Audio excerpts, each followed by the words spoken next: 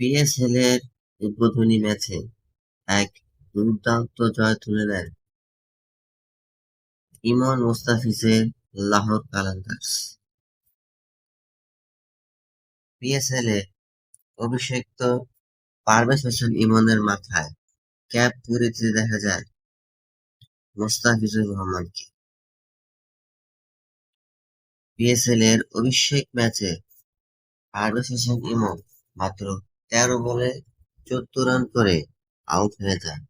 আর এই ১৪ রান করতে একটি ছক্কা হাঁকান এই বাঁহাতি wicket keeper batsman.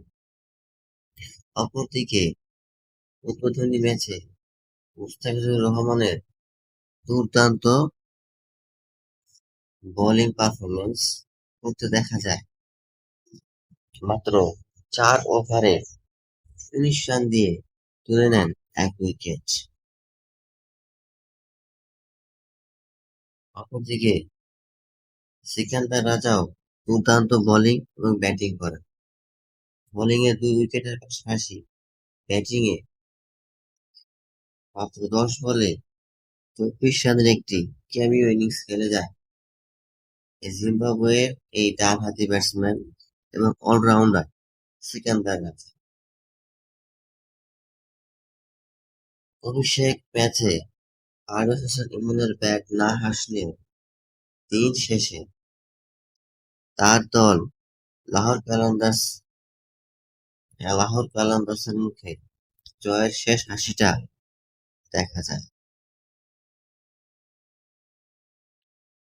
Mustafizur Rahman Bangladesh কিংবা আইপিএল অথবা পিএসএল যেখানেই হোক, তিনি যেন এক ভরসার নাম হয়ে দাঁড়ান সব সময়।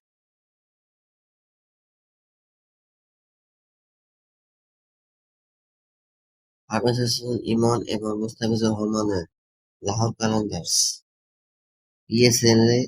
পিএসএল এর শুরুটা করলো এক দুর্দান্ত জয়।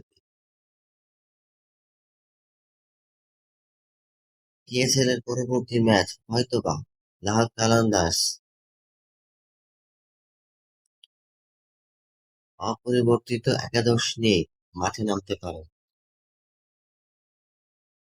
আর যদি এমনটাই হয় তাহলে হয়তোবা আরো একবার সুযোগ পেতে পারেন পারভেজ হোসেন ইমন।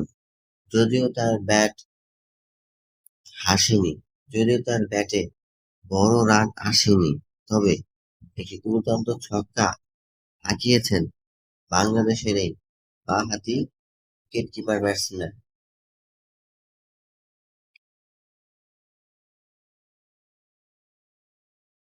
শুভকামনা রইল মুস্তাফিজ এবং পারভেজ হোসেন ইমনের লাহোর কালান্দার্সের জন্য, এবং মুস্তাফিজ এবং পারভেজ হোসেন ইমনের জন্য রইল অনেক শুভকামনা।